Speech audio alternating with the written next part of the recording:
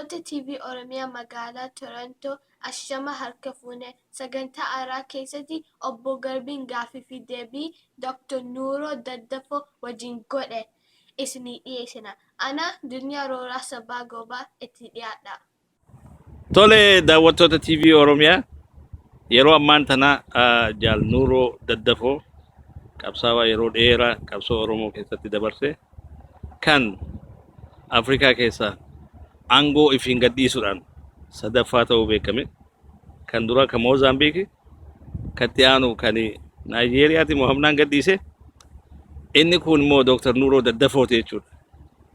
Aangoodhaan hayyuu durummaa isaa aangoo keessaa gadhiise kun nama sadaffaa ta'ee jira. Kanaaf Oromoon badhaasuu qabdi.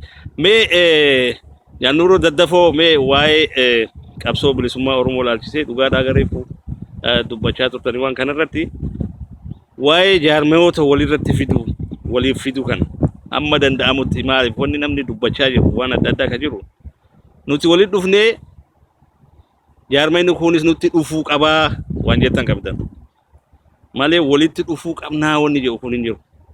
Nuti eegalle kan biraa nutti dhufuu qabaa waan jedhu kana akkamitti ilaaltame? Jaal Garbii galatoomii aangoo gadhiisuu fi sadaffaa Afrikaa keessaa ta'uu kiyyaa fi hedduutti gammada.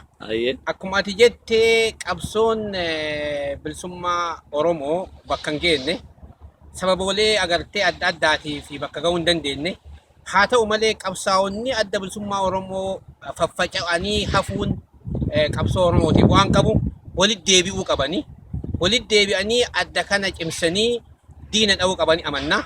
Kanumarraa kaanii akkuma ati quba qabdu gurmoolee fi jaarmooleen adda bilisummaa Oromoo arfan gaafa walitti deebi'anii akkuma atuu beektu sababa namni tanaan dura afaaniin agartee tokkummaa haasaa wareegama tokkummaan barbaachisu ammoo kennuuf qophiin turre kanarraa kaanee nuti hoogganoonni dhaabolee arfan walitti dhufnee kuni aangoo irraa buunee anillee agartee itti gaafata hayyu duree adda abaa'oo jijjiiramaa akka ture irraa bu'ee nama biraa jechuudha abbaa nagaa jaarraa ka hooggana keessan ture godhannee jechuudha.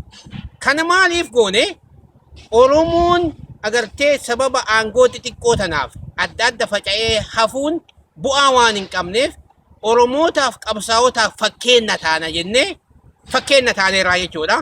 Kanaaf akkuma tamma jettee aangoo ofiin gadhiisuu fi Afrikaa keessaa sadaffaa ta'uu biyyatti hedduu gammadaa.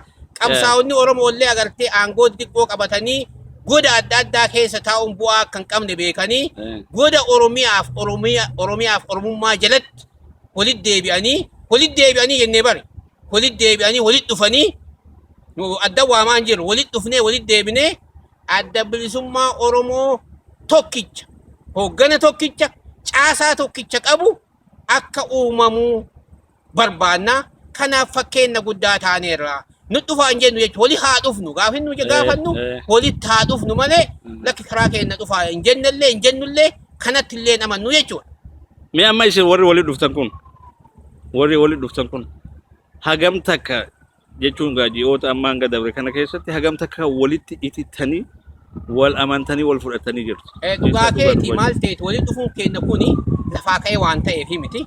Muuxannoo bara dheeraa muuxannoo qabsaa'onni adda bilisummaa Oromoo faffaca'aa adda ba'uun isaanii maal fide Oromoo bu'aa fide moo miidhaa fide Oromoo humna godhe moo hin saalche ka'ee gamaggamne badhinnaan waa walitti dhufnee fi erga walitti dhufnee ammoo tokkoffaa walitti dhufuun keenya kun mataan isaa ummata Oromootiif qabsoo Oromootiif injifannoo guddaadha.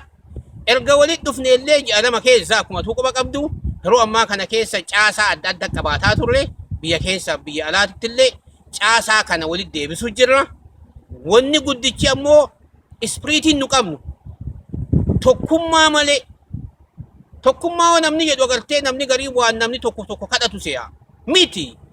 Ilmaan Oromoo tokkummaan gaafa socho'an qabsaa'onni Oromoo keessattuu jechuudha.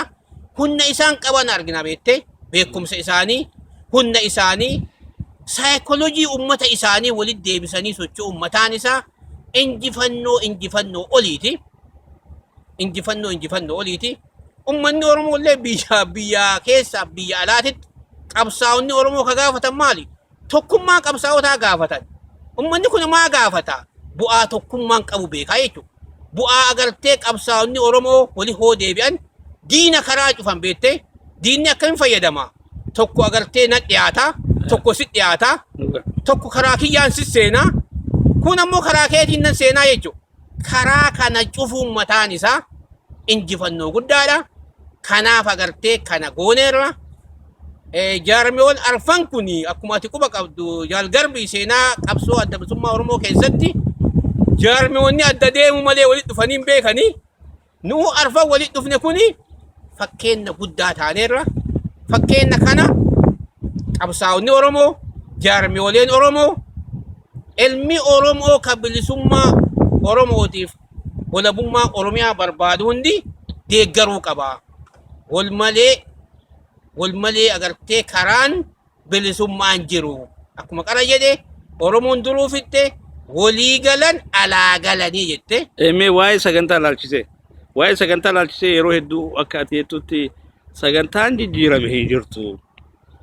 Waa lamaatu ture lameen san keessaa tokko fudhannee jettaati. Yeroo hedduu tokko dhiisnee kaan fudhanneedha. Waa'ee hiree fi murteeffannaa kanaa fi waa'ee bilisummaa waliigala laalchisee. Amma waa'ee sanii walumaa galattuu namoonni hedduun akka haasawanitti sagantaa jijjiirameedha. Warri yeroo san saganticha san dhiyeessanillee jijjiirre jedhanii dhiyeessan. Haa ta'u isin ammaan tana sagantaan ammaan tanatti irratti walii galtanii waliin jirtan kamiin? Jaal Garbii ni beektaa waliin turre sagantaa adda bilisummaa Oromoo walumaan beekna. Sagantaa adda bilisummaa Oromoo 2004 kora Asmaraa ta'e irratti ragga'ee jira. Isan nu bulchaa jechuudha. The latest constitution kan jedhamu isaa jechuudha. Sagantaa san keessa waa lama jira. Hiree murteeffannaa jira jechuudha. Hiree murteeffannaan maali? Ummanni Oromoo gaafa qawween irraa ka'e gaafa bilisoomuu qabaa beek first thing first. Ummanni Oromoo gaafa bilisoome hoo barbaade Oromiyaa addatti independent sovereign Oromiyaa ijaaruu mirga isaati. Hoo barbaade ammoo ummata biraa waliin sababu sablammii waliin illee sirna federaalaa ta'ee konfedereeshinii ta'ee kabraa ta'ee uumatuun mirga isaatii sagantaa adda bilisummaa Oromoo. Kana namni hubatuu qaba. Namni hedduu sagantaa kana afaaniin beeka malee hin beeku jechuudha. Sagantaan jiru kana oopshinii qaba jechuudha. Nuti bara 2012 sagantaa ammandii goone jechuudha. Ammandii goone. Namni gariin jijjiiran jedha. Nun jijjiirre ni fooyyessine. Kan fooyyessine. Oopshinii lamaan jiru keessaa tokko qabannee jechuudha. Gaafa Oromiyaan bilisoomte jenne. Ummanni Oromoo sababu sablammii walii hoo jiraatte si fayyada jennee itti himnaa jennee jechuudha. Itoophiyaa haaroo ijaaramtu jennee beek. Namni gariin dogoggoree Itoophiyaa dullattii sana haasaa. Nu Itoophiyaa seera sadhaxxee olaaltu. Itoophiyaa boru gaafa Oromoo illee bilisoome sababu sablammii illee bilisoome fedhii ummatootaati ijaaramtu. Keessa ummanni Oromoo hoo barbaade sababu sablammii waliin akka jiraatu itti himnaa jennee jechuudha. Oromiyaan boruu. Waa'een Oromiyaa boruu. Amma Itoophiyaa boruuti. Akka amma jettu. Itoophiyaa ganaa ummanni hoo barbaade ijaara. Amma achirratti lafa sii kenne bar. Ummanni Oromoo hoo barbaade. Ummanni Oromoo bakki hin barbaadu waan sababu sablammii waliin jiraatu hoo jedhe Oromiyaa isaa adda qabatee jiraata. Mirga isaati. Oopshinii san seera san keessa kennee jechuudha. Amma gara dubbii asii deebu amma hoo walitti dhufnu kuni nundi jechuudha. Jaarmiyaan arfaniif gurmuulee walitti dhufne kuni nullee agartee ka dure Itoophiyaa Oromoo agartee sagantaa ammandii goonsatti dhiifne sagantaa 2004 ka hundi waliin qabnu deebine jechuudha. Sagantaan 2004 kan jedhu akkuma siin jedhi kan ummanni Oromoo gaafa bilisoome oopshiniin ka isaati jechuudha. Kan atillee ni beektaa waliin keessa turre kanaa jechuudha. Amma wanni nuun deemu sagantaa 2004. Okay, waa'ee Gimboot 7 amma walquba qabdan moo walquba hin qabdan? Gabaabaa. Maaliif waa'ee dheengadda yeroo nama interview godhu waa'ee iskistaatis akka dubbatamee dhageesse jirta. Amma waan iskistaa dhugamatti kuni daa'imummaa nama daa'ima waa akkasii dubbata maal jennaani nama tokko walitti dhuftee bakka tokko dalagaa erga daladdee fixxee booda gabbaatee walii hoo sirbite maal rakkoo qaba. Kun Oromoo irra qabsoo miti. Wanni beekamuu qabu Garbii. Bashadanuu nu wayya. Qabsoon Oromoo jibbansa sabaan qabu. Qabsoon Oromoo Amaaran jibbu.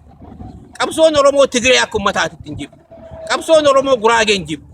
Qabsoon Oromoo sirna jibba. Diinni qabsoo Oromoo uummatootaa miti. Sirna. kanaaf biraanuni erga walga'ii godhannee booda hoo sirbini maal qaba kuni wajjaa daa'imaa namni gariin agartee iskistaa godhani this is ridiculous namoolee wajjaa daa'imaa haasanii wajjaa daa'imaa hirmanaa darbi tole dhiifamee waa'ee yeroo Gimboot sabanii hojii iddoo adda addaatti isteejii adda adda irratti haasamaa ture sani waltajjii waan silaa jechuun sirran turre ka jette kan amma itti gaabbite jira moo wanni aangoodhe martinuu sirreettee fudhatte amma dhugaa dubbanne viidiyoo adda addaa hoolaalte ani walga'ii achirra argame hundarratti ani Itoophiyaan impaayera ta'uu himaa ture Oromoo miidhamuu isaa himaa ture tokko dhaqi ilaali agartee ummanni Oromoo aanoo irratti calangorratti milikiin heroo sadii miti heroo afuraa akka ari'aa ture himee jechuudha ani gootummaa Oromoo himaa ture achitti illee guyyaa tokko viidiyoo irratti mee barbaadi Nuuroon Itoophiyaan biyya guyyaa jedhin qabu Itoophiyaan impaayera jedhaa himaa ture jechuudha egalee gaafa sanillee achitti Amaaraa fi nama biraa achi alaabaa adda bilisummaa Oromoo jala teessaa ture jechuudha alaabaa keenya qabannee achi himaa ture gaafa sanillee himaa ture Itoophiyaa hunnaa ijaaramte egalee Itoophiyaa hunnaa ijaaramtee hunnaan tiffamaa jirtu erga diigamtee booda Itoophiyaa haarawa ijaaraa yaa'anii ture jechuudha kanaafoo viidiyoo saddeq ilaali guyyaa tokko ani kontrarii kaayyoo abaa'uu dubbadheetu hin beeku Okay, tole mee amma waa'ee gartee fakkii walitti dhufuu fakkeenya gartee jaarmoota Oromoo hundaaf taataniitu jira dhugaadha suni tana durallee warri walitti dhufesuma jira haa ta'u amma fakkeenyaaf yoo kan warra Jeneraal Kamaal Galchuutiin hoogganamu yoo laalle qabsoon nuti goonu kana booda qabsoo maqaa hin ta'u jechuudhaan uummatallee hin afaffaajeessinu jechuudhaan maqaa biraa jijjiiratanii jiran. Isinoo isaanirraa waan barnoota isin argachuu dandeessan jira moo namumaatu isinirraa barnoota argachuu qaba? Wanni beekamuu qabu nuti namni akka barbaade maqaa barbaade jiraatu mirga isaati. Nuti maqaan agartee maqaan adda bilisummaa Oromoo kuni maqaa nama lama sadiiti miti. Maqaa ilmaan Oromooti. Maqaa ilmaan Oromoo kumaatamaan itti wareegamanii ilmaan Oromoo manaaf ala isaanii itti dhabanii. Egalee kaayyoo agartee maqaa kanaatiif Oromoon miliyoonan biyya alaatitti illee halkanii guyyatti rakkataa jira. Maqaan kun agartee kama namni akka barbaade yoo barbaade ol ka'ee rafee dammaqee jijjiiruu miti. Maqaa seenaa wareegama ilmaan Oromooti qabu. Kanaaf nuti addi bilisummaa Oromoo kun akka barbaade maqaa jijjiirutti amannu. Kabraa kan jijjiire suni sababa jijjiiree abbaan beeka. Mee maayii irratti yoo fakkeenyaaf amma akka waraanni bilisummaa Oromoo soso'aa jiru quba qabdan namoonni beeka diinnis firris yoo sochiin jabaataa dhufte qabsoo kana isin akka jaaramtanii jirtan kanatti diinagdeedhaan bira dhaabbachuudhaaf qophiidha moo dirqama walitti dhufnee akka tokko taanutti hamma barbaade waraanni bilisummaa Oromoo yoo sochii godhe bira dhaabbannu jettan moo bira dhaabbatan? Garbi wanni beeknu waraana adda bilisummaa Oromoo sochoosu jira biyya keessatti. Amma waraana qabdan jechuudha. Sirri qabna malee waraana bakka kanaa qabna achii qabna waraanni keenya agartee milishaa ajjeesee miti kan himnu. Duuba maal ajjeesa milishaan ajjeesa? Waraanni keenya ijaaramee diina wayyaanee dudda isii dha'ee akka lafaan kaani ajjeesuu qaba amanna. Kanaaf agartee nu amma agartee biyya alaa keessa namni haga haa jiraatu malee caasaan keenya biyya keessa jira. Jaarmoolee walitti dhufan kun caasaa biyya keessaa qabanii waraanallee biyya keessaa qabanii waraanni amma siin jedhu kan agartee kabayeetuma waa godhee mul'isu odoo hin taane waraana jabaa waraana agartee diina laalessee dha'u ijaaruu amanna. Kanaaf agartee ijaaruuf deemtan moo yaada san lafaa qabdan already qabna ga'aa miti Oromoon ga'aa ijaaramne haga nu qabnu agartee sun ga'aa miti. Eebar walumaan turre laal waan kanarratti dheengadda yeroo tabaan baatii dubbisu waan kana gaafadhe waraana gaa yoo gartee akkanumatti gartee walama keessatti waraana jaarratan ta'e kun waan ajaa'ibaati gaafa waliin jirru homaan qabnu jechuu isaati yeroo akkas jiru duuba dhuguma akka inni jiru walabeen kana keessa waraanni ijaarame moo ka isaan quban qabne duraan jira. Garbi wanni beekuu qabdu suni nama isan gaafadhu addunyaan ji'a torba keessatti mootummaa garagalchuu dandeetti. Wanni beekamuu qabu ji'a torba keessatti mootummaa garagalchuu ni danda'ama. Namni agartee ofumaa hoo rafaa ture namni kun illee marafaa ra'ee yaaduun agartee mataan isaa dogoggora. nu'uun kun akka tasaa taanee urga addaan baane rafaan turre waan nurraa eeggamu tattaafataa turre waraana achii qabna asii qabna jennee akkuma beektu ka amma miidiyaa kanarra himuu hin dandeenyu nu qofaa miti jaarmooleen arfa walitti dhufne kun haa xiqqaatu waa guddatu waa qabanii biyya keessa sunurra agartees walitti dhufuu qaba. Yoo isaan gaafanne isaan hin qabnu jedhanoo.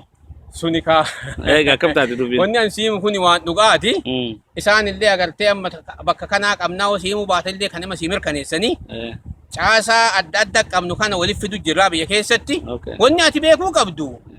Waraana xiqqaa 5 6 10 20 dhibba bakka tokko qabaatu mi dubbiin. Dubbiin guddichi ilmaan Oromoo ijaaramanii ijaartee Oromoon miliyoonni 40 kun agartee loltuudha woboodha. Diina kan akka ofirraa kaasan godhu dubbiin guddichi. Hogaa akkuma bakka tokko ijaartee yookaan asuma anatu kana godhaa miti dubbiin kaayyoon kennallee kana qofaa miti. Nuti marsenarii qofaa miti beektee. Kaayyoo adda bilisummaa Oromoo ilmaan Oromoo dammassee ijaaree akka lola godhu kana jirra.